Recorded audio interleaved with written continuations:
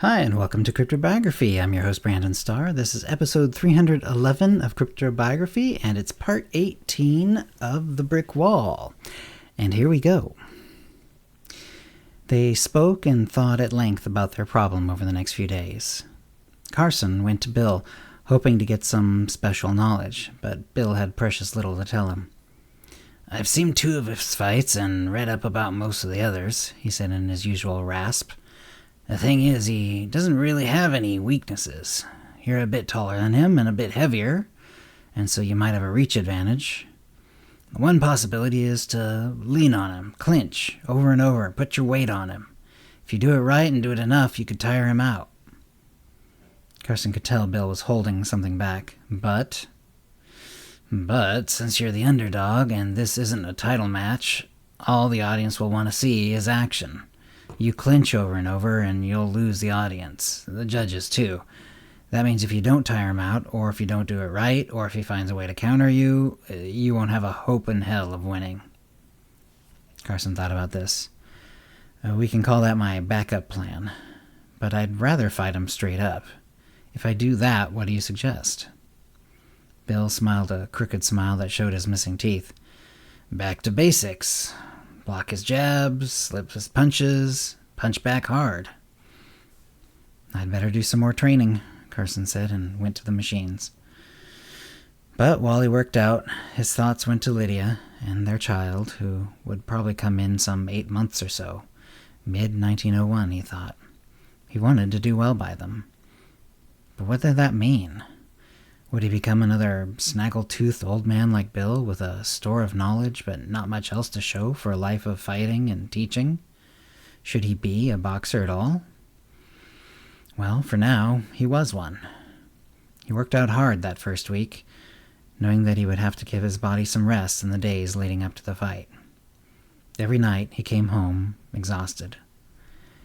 Lydia had become accustomed to this schedule and made late dinners, followed by massages of his muscles which helped prevent cramps. Bill was clearly trying to come up with stratagems for Carson, but was really not able to teach Carson anything new.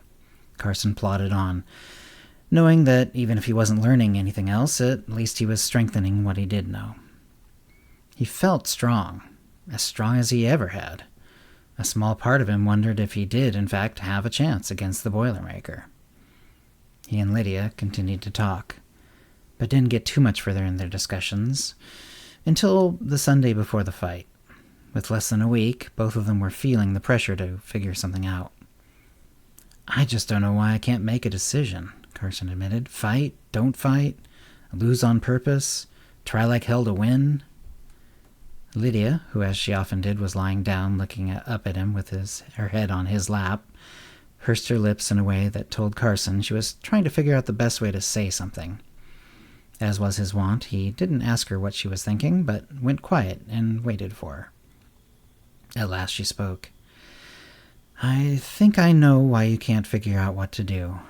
It goes back to the bet you made. It was smart, in its way. But win or lose, you'll still up fighting for Jake, and Jake is not a good person. He's the sort of person who, on the side, runs a criminal business of some kind, shaking down people. So you want to win your bet, but even if you do, you're stuck in the larger trap that is Jake's circle. I think what we need to ask is, what's the best way to get away from Jake? Is that finding a bigger organization who will buy you away from Jake? Or is there something else?" "Well, maybe there is someone like that," Carson said, "but I don't know who." "Maybe you'll meet them on the day of the fight." "That would be ideal, but we can't count on it." "What can we count on then?" Lydia wondered. "Each other," Carson said. Lydia smiled up at him. "And I think I can count on Bill, but I don't think Bill has the answers for us. He's made me a better boxer, but..." And he trailed off. "But what?" "But I'm not sure that's what I want anymore. I mean, I started boxing because after my family died, I came to the city looking for work. Boxing seemed like a better life than mucking out stalls. But now I'm not so sure." "Well, maybe it would be, if Jake wasn't Jake." "Really, though, what would you rather have for a life?" she asked.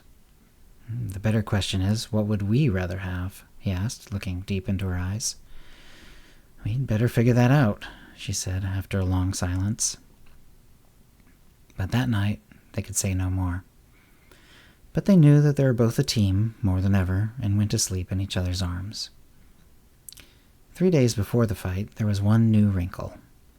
Jake came up to Carson during his workout, something he hadn't done since their bet. $100, Jake said flatly. What? Carson said, putting his barbell down. $100. If you lose, he added. If you win, $300. Either way, I win, since I'm paid the same as you, without stepping into the ring against the world champion.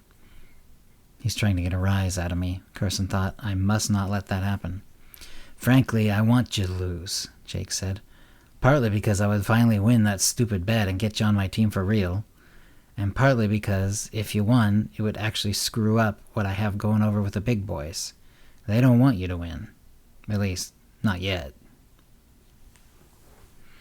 And that's the end of the story for this week. If you have any comments or questions about this episode or previous episodes, cryptobiography@gmail.com, or hit us up on Facebook or Twitter or Mastodon.